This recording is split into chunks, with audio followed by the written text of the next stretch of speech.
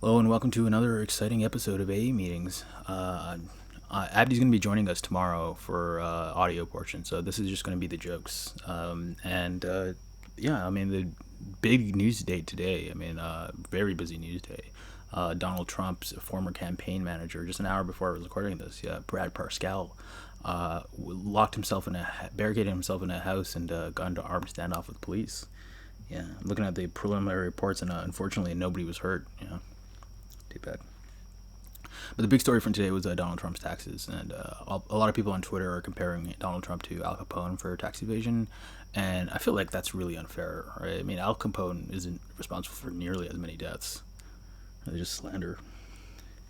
A little earlier, though, earlier in the week, Robert Kraft, current owner of the New England Patriots, was had the charges on him dropped.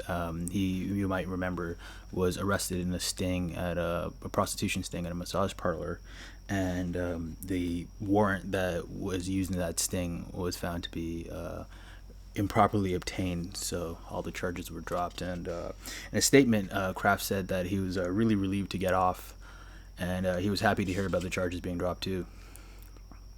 Yeah, the stress though was really getting to him. You could feel it's palpable. That tension was just building up right there. You know, might have to have somebody look at it. But in Canadian news, switching to Canada, there was a government. Justin Trudeau's government gave its throne speech. Interesting policy proposals were highlighted, and one of them was pushed to focus on renewable energies and whatnot. Green energy, more investments in that. Trudeau's government actually pledged that by 2035, all the electricity that's used to tase Native American protesters will be generated from renewable sources. So that's really big. It's a really big thing here. Donald Trump's actually unveiling some policy proposals of his own. He actually is going to be sending out a $200 card in the mail to seniors, so they can seniors on Medicaid, so they can pay for their prescriptions, help pay them down.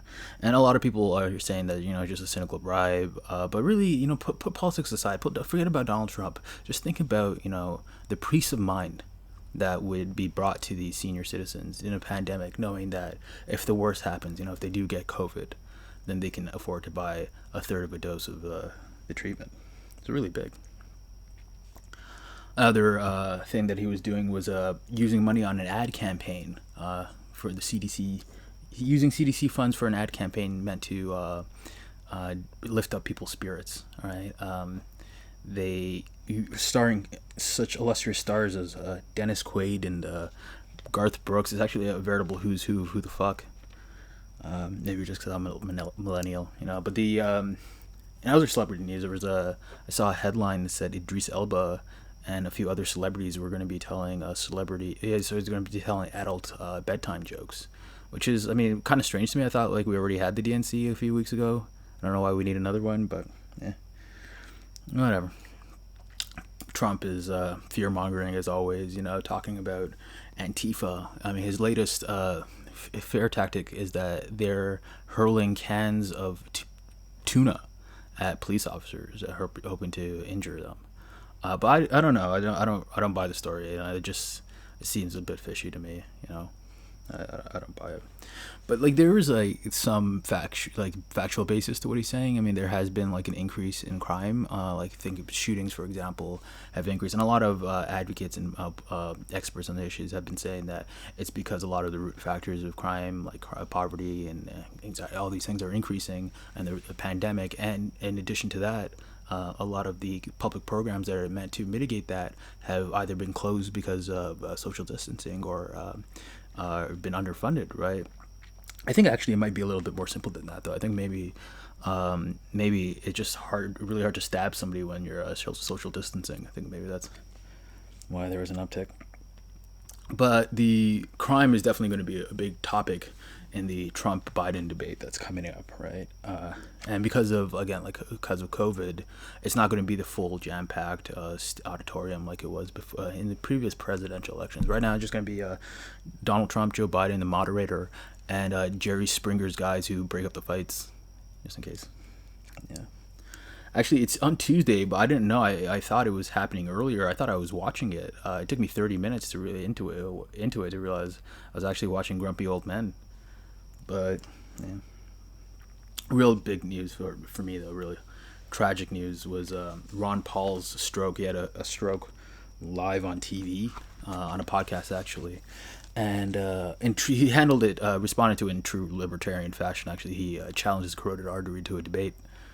Um, yeah, no, Ron Paul. If you don't know him, he's always been right leaning, but now so is his cheek.